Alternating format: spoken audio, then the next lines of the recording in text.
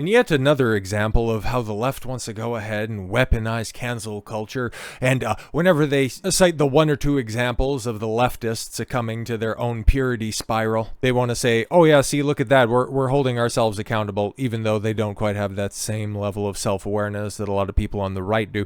But of people getting quote-unquote canceled for very valid reasons, I think you could probably put Ezra Miller right up there at the top, because this guy did some very illegal stuff, not just like ethically dubious stuff, but I don't know, like kidnapping, assault.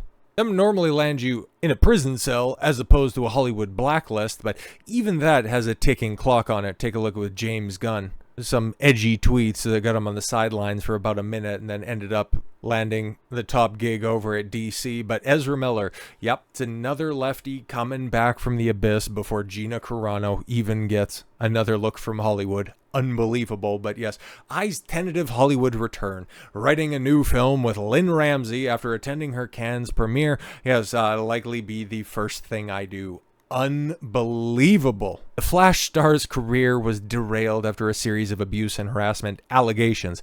Some of them were caught on film, leading up to the release of the DC Comics film in 2023. Now, even with, and we'll be going over some of the crimes because, okay, if we were to go over all of the trials and tribulation of Ezra Miller over the past few years, we would be here for quite a while. But yeah, normally being attached to a film as catastrophically terrible as The Flash, that would normally end somebody's career without the hope of a late stage revival. But hey, because The Flash was the best superhero film that James Gunn has ever seen, I'm just wondering if we're going to have yet another DCEU alumni make that crossover to the new DCU, having with Jason Momoa, John Cena, James Gunn's wife. I just wonder if we're going to be getting Ezra Miller, Swamp Thing.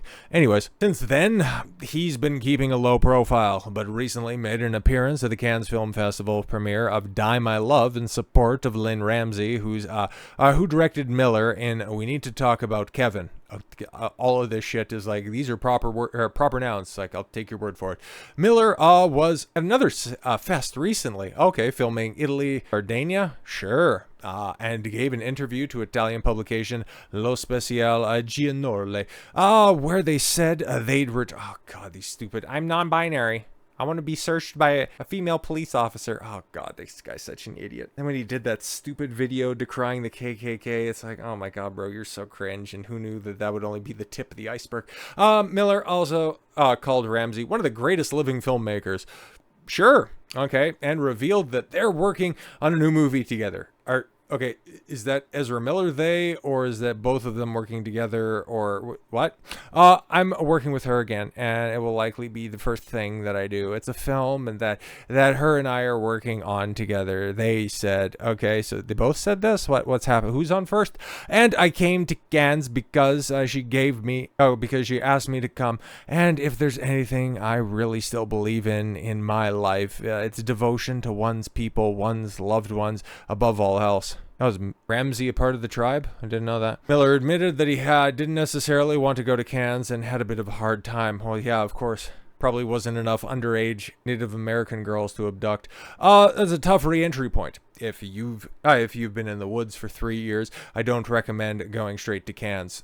In 3 years. Okay, Flash came out in 2023, and he was a part of some of the early promotional material, but yeah, he was very much working, even though he was out there, choking bitches out in, what was that, Greenland or Iceland in 2020, and getting arrested in Hawaii. Like, he was around for a minute, but yes. But yeah, I did that for Lynn. I would do anything for Lynn. Miller had previously been arrested on charges including disorderly conduct and harassment. And while Variety will just simply gloss over the events of Ezra Miller, leave it to that Park Place to just, firmly detail exactly what this vagabond has been up to. Since 2020, Miller has been at the center of multiple criminal investigations and public scandals, including the following incidents. In April of 2020, in Iceland, okay, it was Iceland choking video. The viral video captured Miller choking a woman and forcing her to the ground outside of a bar in Reykjavik.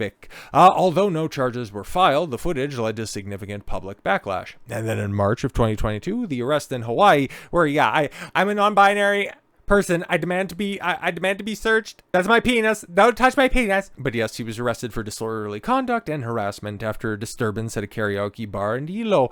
He was accused of shouting obscenities, grabbing a microphone from a woman singing, and lunging at a man playing darts. In March of 2022 is a very busy time for him. Threats and burglary. Just weeks later, a local couple filed for a restraining order after Miller allegedly entered their home, threatened them, and stole personal items, including a passport and a wallet. The order was later dropped. A second arrest in Hawaii in April of 2022. Miller was taken into custody again for the second-degree assault after reportedly throwing a chair and struck a woman in the forehead, resulting in a half-inch gash. Oh, geez. Now in June, okay, so he takes May off and then comes back in June. Harassment allegations involving a minor.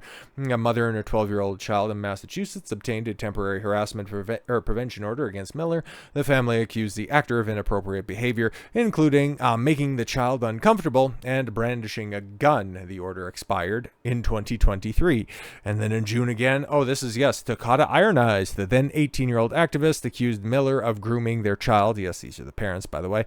Over a period of several years, the family alleged that Miller began manipulating Takata at age 12 through travel, gifts, and influence. The case sparked widespread controversy through legal motions that were ultimately withdrawn.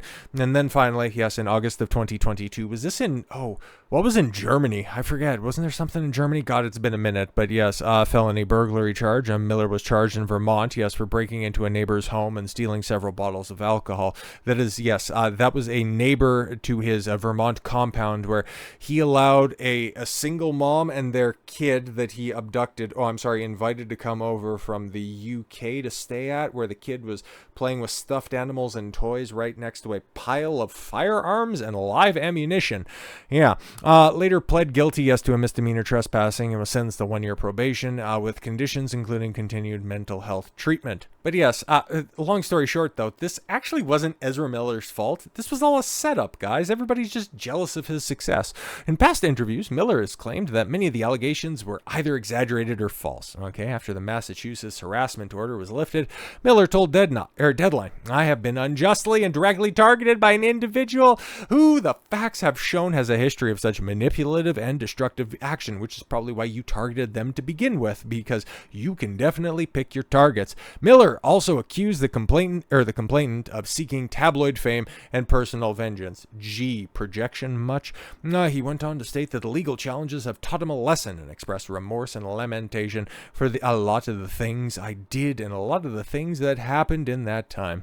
The attempted Hollywood return of Ezra Miller raises questions for studios and audiences alike, mostly because it's like, okay, he hasn't been in Hollywood for a minute, and has anybody really missed his presence? Is this just something that films and television in general, would we be losing out on such a monumental talent if Ezra Miller never makes a comeback?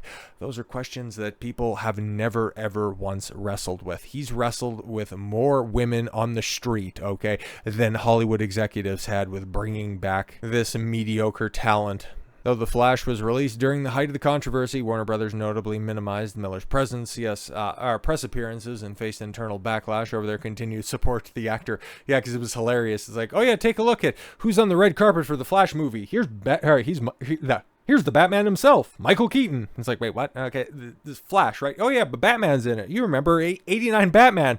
It's like, it's 2023. Why should we get excited about somebody who was in the Batman cowl 3 or 4 times prior to the most recent? Like, what? Okay, that was supposed to make The Flash a success because you could play member berries with somebody you remember donning the cape and cowl 3 decades ago. Good move. The film grossly underperformed at the box office, and if it wasn't for the Dial of Dysentery and Marvels at the end of the year, God, 2023 was an abomination, and 2025, especially with July's trifecta, is really shaping up to be good competition, but 2023 is going to remain probably the worst year in Hollywood history. It's funny, that year was capped off with an Avatar release as well. Just interesting how time has really just stood still. Now with a writing credit on the horizon and the backing of an acclaimed director, Miller appears poised to resume his creative career. However, the list of unresolved public concerns remains long, and the public sentiment continues to be divided, if not outright critical. Well, I mean, anything can happen, and everybody loves a good comeback story. It's just, in the case of Ezra Miller, the comeback might have to be literal if he wants to work again in Hollywood, which I don't think he'd be that opposed to. So with all that said, thank you all very much for the gift of your time. I've been Don Consuelo. I want you to follow your gut and get after it. Take care, everyone.